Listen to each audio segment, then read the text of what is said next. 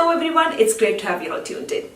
Back in the day when there were no refrigerators or inorganic food, my grandparents and great-grandparents, who were farmers back then, used seasonal local produce from their own farm to cook delicious meals. This meant freshly cooked food every meal, and it also meant it was farm to table always. This terminology farm to table has now become such a fad among so many restaurateurs. So in today's video, I will show you a recipe from my mom's kitchen that has been passed on for many generations and is the original farm to table recipe called Saaru. So if you want to see an age-old favorite recipe of mine, jump on it and let's get rolling.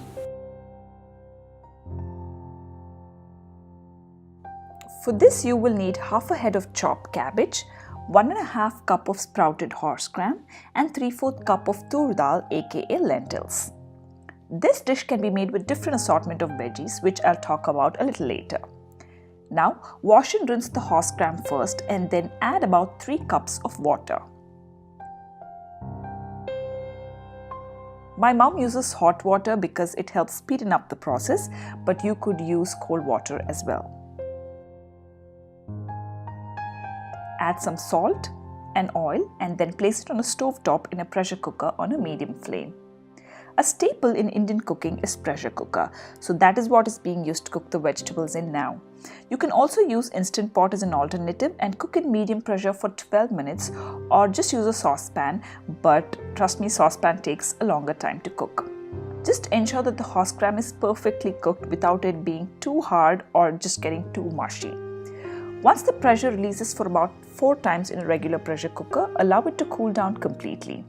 To this, add the dal and the chopped cabbage.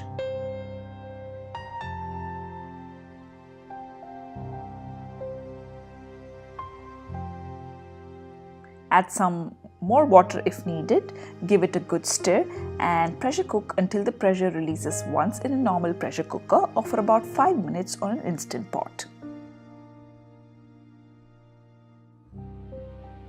Again, ensure that the lentils and cabbage are just cooked enough. If you cook it too mushy, then you can't use it for the salad or what we call the Palya.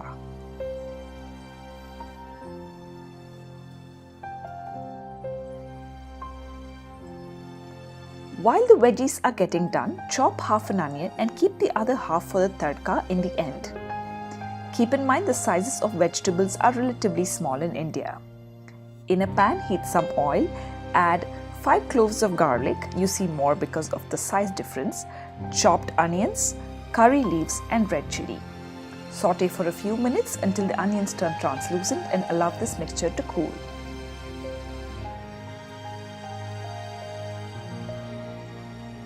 The next step is grinding the veggies. First, drain the liquid from the cooked veggies into a bowl. Now take about 2 handfuls of this mixture and keep it aside, which is what you see remaining here. Now let's gather some ingredients for grinding.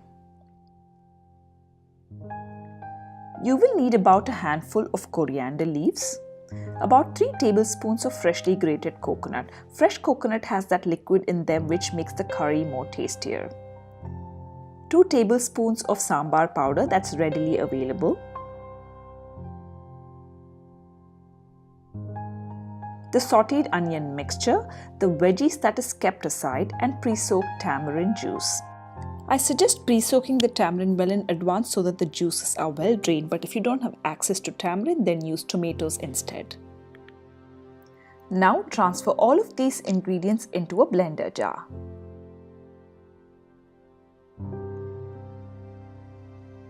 Add about half a cup of water, nothing more, and blend until you have a smooth paste.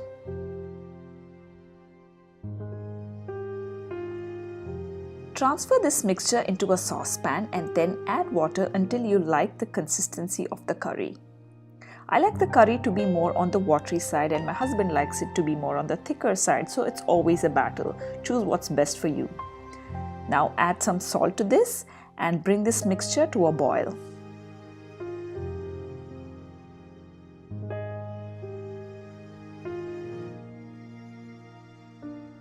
Now for the last step, which is the tadka. Heat some oil in a pan and add some mustard seeds, a few curry leaves, chopped onions and red chilli. Cook until the onions fry up a little and turn translucent, and then add this into the Saaru aka curry. Be very careful while doing this as this can splutter all over. Now the tadka for the salad. The boiled vegetables usually have excess water in them sometimes, so draining it out is a very good option. My mom usually does this by hand.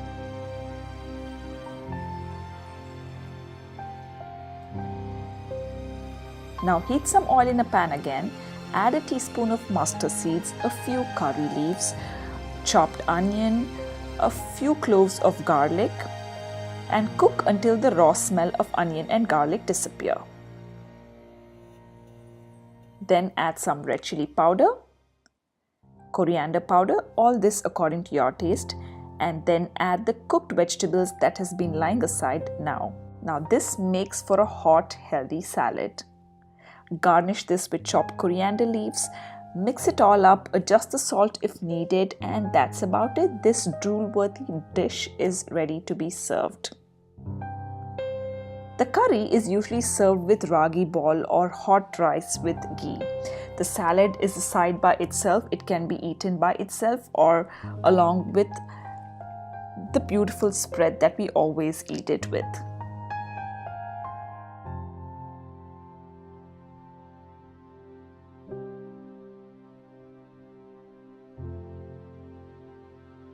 Like I said in the beginning, you can cook this dish with a variety of combinations of veggies, and here are some. This is the combo that we just cooked in: cabbage, sprouted horse gram, and some dal, Toor Dal. The second combination is using the same Toor Dal, some green beans, and some black chana. If you don't like the black chana, you can add in some green leaves like amaranth or even dill, or just keep the chana and add the green leaves as well. Another great combo is dal, green beans, radish and carrots. These are just a few varieties that I could show you in this video. The options are numerous. I will try and show you more combinations as and when I cook, so do not forget to follow me on my Instagram handle, which is right here. I hope you enjoyed this video of mine. Please do give it a try and let me know how you liked it in the comment section below. As always, you know the drill. Like and share this video if you enjoyed watching it. And if you're new here, please do take a minute to subscribe to my channel. Thank you all so much for stopping by. Until next time, bye-bye.